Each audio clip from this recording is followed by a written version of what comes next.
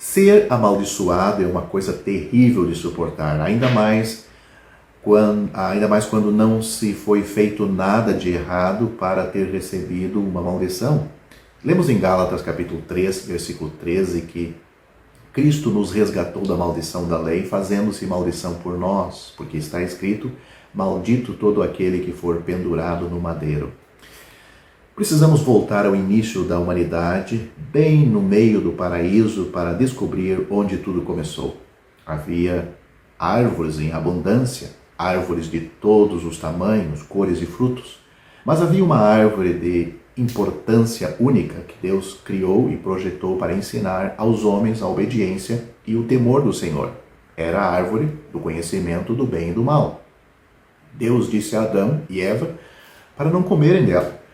Desobediência significava morte certa, espiritual e física. Não sabemos qual era a sua altura ou largura, nem a cor ou tamanho dos seus frutos, mas foi de grande importância. Foi através da reação de Adão a esta árvore, comendo do fruto dela, que levou o pecado a entrar no mundo e a morte por causa do pecado. Onde quer que você se encontre no mundo hoje, os efeitos do que aconteceu naquela árvore são muito reais. Doenças, famílias fragmentadas, corações partidos, etc. São todos efeitos evidentes da entrada do pecado no mundo. Por fim, a lei de Deus foi introduzida no mundo. A lei não foi dada para salvar o pecador, mas para acusar o pecador. Foi dada para que o homem visse o pecado como Deus o vê. Agora o homem poderia entender o quão longe ele fica de consertar o que foi quebrado naquela árvore. De fato, a Bíblia diz: porque pela lei vem o conhecimento do pecado. Romanos capítulo 3, versículo 20.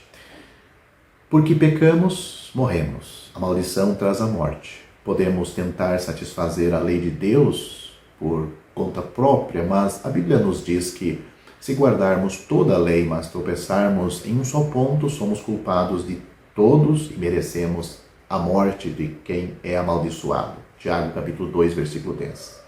Agora considere a mesma maldição, mas numa árvore diferente. Na verdade, uma cruz também feita de uma árvore. Nós, em nosso estado lamentável e culpado, estamos condenados diante de Deus. Merecemos a morte adequada para quem é amaldiçoado, a morte eterna. Mas, em tremenda misericórdia e imensurável graça, alguém apareceu e pagou o nosso preço de resgate, nosso preço de redenção. Alguém que disse: eu morrerei a morte que este maldito merece. E fora da cidade de Jerusalém, uns 2000 anos atrás, foi que o santo, inocente, sem pecado, Filho de Deus, Jesus Cristo, pagou o preço do resgate. Ele foi amaldiçoado por nós, morrendo a morte reservada para aqueles que são amaldiçoados.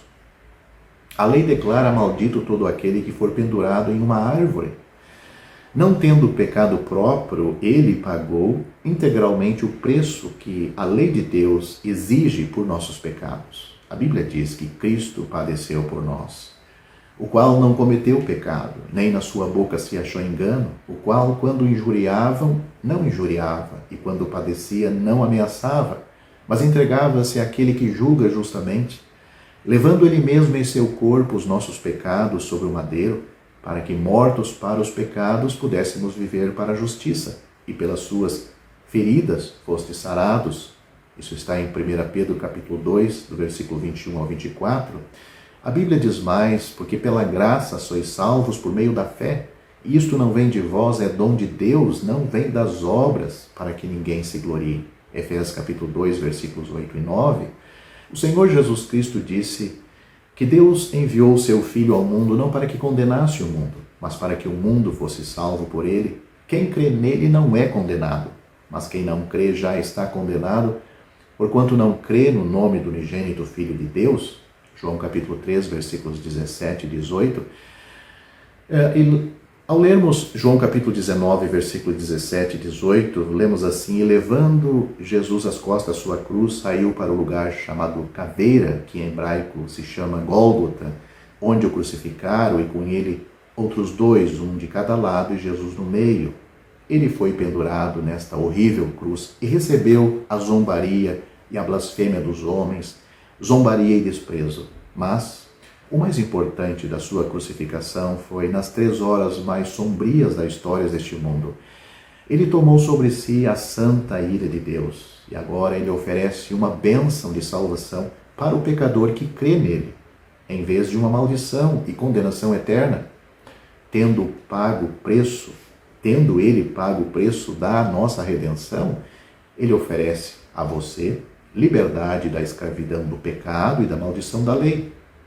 Quão abençoado será em um dia vindouro habitar para sempre onde está a árvore da vida, pois Apocalipse capítulo 22 diz: e mostrou-me o rio puro da água da vida, claro como cristal, que procede do trono de Deus e do Cordeiro.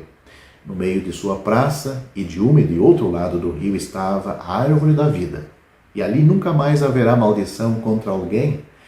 E nela estará o trono de Deus e do Cordeiro, e os seus servos o servirão.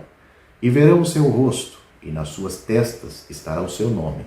E ali não haverá mais noite, e não necessitarão de lâmpadas, e nem de luz do sol, porque o Senhor, Deus, os ilumina, e reinarão para todo sempre.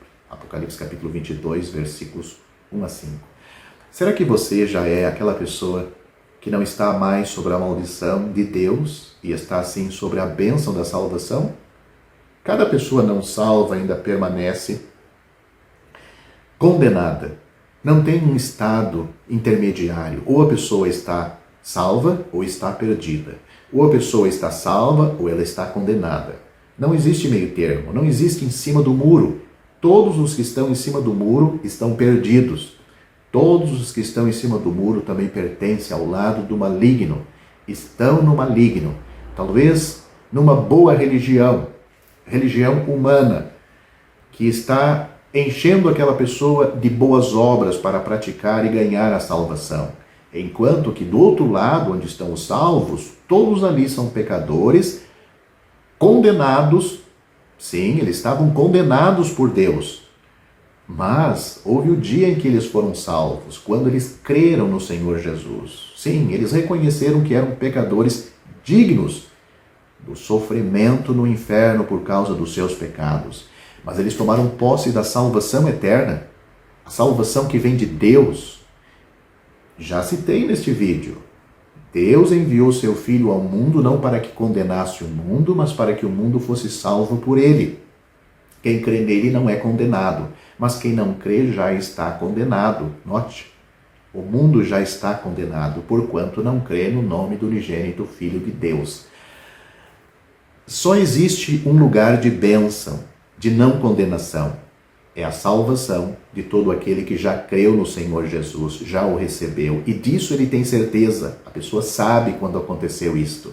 Se ela não está neste estado, ela está no lado dos condenados. O mundo já está condenado. Deus enviou seu Filho não para condenar o mundo, porque o mundo já está condenado. Ou seja, o mundo não estava na UTI vegetando e precisava apenas de um reforço para tirá-lo da UTI. Não, o mundo está condenado, está morto em ofensas e pecados. O que o mundo precisa é de vida. E esta vida, a vida eterna, recebe todo aquele que crê no Senhor Jesus Cristo como seu Salvador. O Senhor Jesus Cristo disse: na verdade vos digo, quem ouve a minha palavra e crê naquele que me enviou, tem a vida eterna. Não entrará em condenação, mas passou da morte para a vida. Ao findar o labor desta vida, quando a morte ao teu lado chegar, que destino há de ter a tua alma? Qual será no futuro o teu lar?